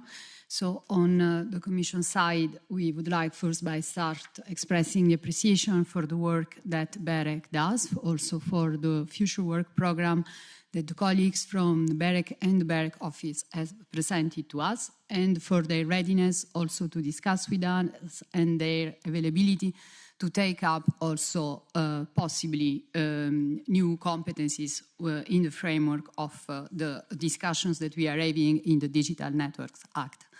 In this context, I think it is important also that the Commission involves BEREC throughout also the planning of the initiative, and this is what the Commission is doing via the workshops that have been held so far with BEREC and with the NRAs, because it is important that we hear also the views of BEREC and NRAs that are very close to the market. In this respect, I would just like to say that it's a very important initiative for us, where we will be working together on an important topic. I'm also very happy to hear that the European Parliament has expresses a lot of importance for objectives like the fiber rollout that are important for our economy and consumers, for simplification, as well as for the protection of end users. We are working full speed to deliver by the end of the year on the DNA in accordance with the Commission work program, as well as on the code review. And in this respect, the cooperation with BEREC is very important. We are aware of the security threats. We are investigating that. We are working together very closely with BEREC, and as partner DG Connect is working with other services of the Commission to find a solution to these problems, which are, we believe, very important for us. And this has to be taken into account as well, for sure, also of the budget constraint in this context. Thanks again. Thank you very much. Now the BEREC representatives have now 4 minutes each, we could say on average, for your answers and concluding remarks. Please. Thank you, Mr. Chairman. I will go through the questions one by one. That's the easiest. To answer Mr. Ecker, thank you very much for your support and also for your focus on consumers. I think we felt that the white paper from the European Commission was focusing very much on the structure of the market and forgot a little bit about the consumers, but we definitely don't. Your question about should we handle things together, in our view, we need a holistic view. In fact, the DNA is only one part of how the market is regulated. We need to look at merger regulations, we need to look at security regulation, all those things come together. But what we are going to talk about at the end of the year is only the DNA. But we shouldn't forget that it fits into a bigger holistic picture. Mr. Kobosko asked is, how can our role change as BEREC? I think we have identified together with the European Commission quite a lot of areas where especially the link between the traditional telecom legislation but also the digital legislation needs a lot of clarification. The EU has adopted quite a lot of new legislation over the last few years, and not just the DMA, the DSA, but also the Data Act, NIS2, the Critical Entity Regulation, etc. And there are a lot of principles in there which need regulators and the Commission to look at how exactly are we going to make that work and how is that all going to fit together. And I think there BEREC can potentially contribute quite a lot in terms of working with market parties. I really appreciated what Mrs. de Castillo said. We go back a long time. I was involved in the very first framework back in 1998, even in the trilogues at the time. And yes, we have a lot of history, and we as BEREC, we try to do our best, and we try to speak the truth. We are not trying to, we're not guided by commercial interests. So in that sense, we hope that we can offer a unique voice also in order to support the Parliament in its dealings. Mr. Geyer was interested in the split between BEREC and ENISA. We are not going to duplicate the work that ENISA is doing, but as regulators in our national markets, we work a lot together with ENISA because in our markets we are, for example, I'm responsible in Ireland for the implementation of NIS2 and the Data Act and a lot of regulation around cybersecurity. So that means that it needs to be coherent and that we need to work together. But if you look at it, what are important things that will change in the telecom sector? In my view, it will be an increased focus on resilience and cybersecurity. Not just because of the global situation with the geopolitical situation, but also because we are seeing a lot more storms because of global warming, and we are seeing a lot more networks being impacted by the weather at the moment. So there are a number of reasons why we think that. Mrs. Vincik said good things about safeguarding competition, which we completely endorse. We think that stimulating competition actually is the key towards innovation and investment, and not last also for consumer services. So we would endorse that. There is an opportunity, though, also in the field of consumer legislation, how we can cut red tape, because what I see is that there's often horizontal legislation, and then in the telecom sector, we have a similar piece of legislation that is specific for the telecom sector. And there are quite a few examples. And I think from my point of view, we can deduplicate a lot of of legislation and make it therefore simpler for companies and consumers to do that. So I would definitely endorse the idea behind simplification, but I wouldn't want to see the rights of consumers to be diminished. So that was my contribution. Thank you, Robert. I think you already explained the majority of the things, but I would like to point out, in addition to that, what Robert said. There was a question from Mr. Eke. Do we need to enforce the rules? I think the regulators, I'm very liberal. If I don't have anomalies on the market as a regulator, I will never regulate something. Important is that we have tools if there are anomalies on the market, that we are able to take it away. So we have to prevent the monopolies, because the monopolies at the end, you will see it on your bill. Everybody you will see it on the bill.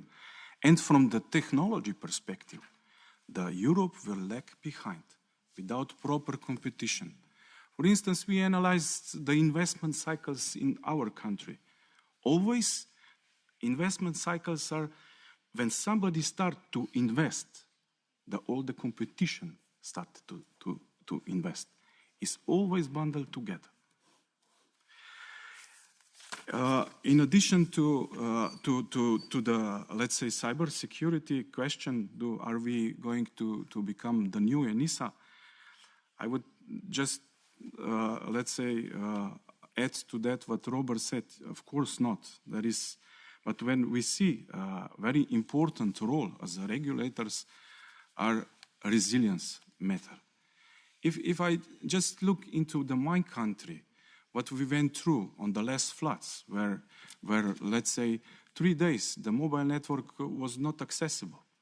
For instance, 10 years ago we had storms in the winter, and several parts of the countries were not connected for a week due to electricity blackout and communication blackout. And now we are putting on these mobile networks public warning system, for instance. So we need to take care to, let's say, get higher with the resilience point of view. With the backhauling resilience, so communication part, and also energy resilience part. Thank you. Dr. Weber. Thank you. So, and just to pick up on the last outstanding questions, so Ms. Vincik, you were asking about Moldova and Ukraine. So BEREC is actually producing a regular roaming report in Ukraine, where we're following roaming developments quite closely. We will continue to do that. We are also quite pleased, that Moldova is joining now too. One challenge we're seeing is that there is some work to be done on how to align the statistics, right? So to make the data comparable. But this is an area that we highlighted as well in the report. So work is going on, and indeed, we agree this is really important. Regarding the budget, und Herr Geier, herzlichen Dank für Ihren Kommentar und Ihren Rat, den wir sehr gerne aufnehmen. And I'll switch to English. So to the best of my knowledge, there is currently an amendment tabled in ITRE by MEPs Mr. Krutilek, Herr Ehler, who is here, Pilar, who is here, as well as Bart Krotos, who is also interested in the cybersecurity angle. So in that sense, it's fairly easy. It will just need, for 2026, basically now to make the next step in budget and then the next step in the trilogue. We work very closely with our partner DG. So we know our partner DG is supportive, but then I think it didn't make, for some reasons, the Commission is a very big ship, so for some reasons it didn't make the final cut, but it's really important for us. And for 2027, very well noted, we'll get back to you in spring, with an update on what is further needed to really enhance the physical and the cybersecurity. Thank you very much. Okay, thank you to you. We have concluded this item, and I want to thank our guests for the kind and very interesting contribution, and all the people that participated to the debate. Now we can take a 20 minutes break, because we have set for 5 o'clock the exchange of views with Stéphane Séjourné, Executive Vice President for Prosperity and Industrial Strategy. Thank you.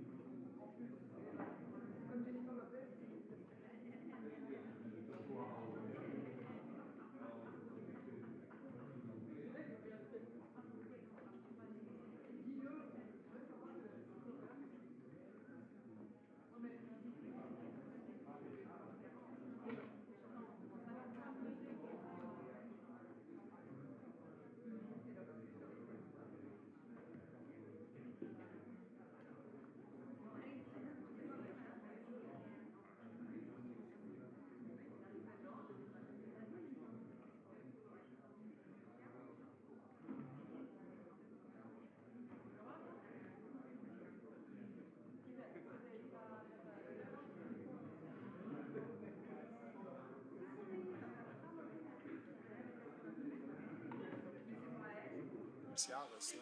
Der erste Entwurf und Vorstellung im Januar. Im Januar, okay. Weil im Dezember kriegen wir den Progress Report von denen. Ah, ja, ja. Okay. Und den wollen wir uns vorher ansehen, bevor wir hier was veröffentlichen. Aber da tut sich auch wenig im Rat, habe ich den Eindruck. Die Mitgliedstaaten sind sehr unzufrieden, wenig, also der Text ist irgendwie... Ja, es dauert halt, weil die Artikel noch dauert lange. Und dann brauchen sie Feedback von den Abständen, das dauert.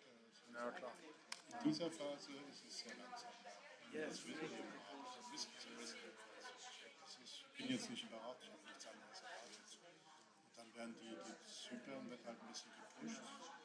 Wir werden versuchen, die Ideen auch zu treffen demnächst, damit auch damit dann ein Shadows-Meeting haben, dass da auch berichten können. Die kommen also, vielleicht kommen sie sogar mit ein bisschen Text. Okay. Was also ungewöhnlich wäre, weil normalerweise ein Prozess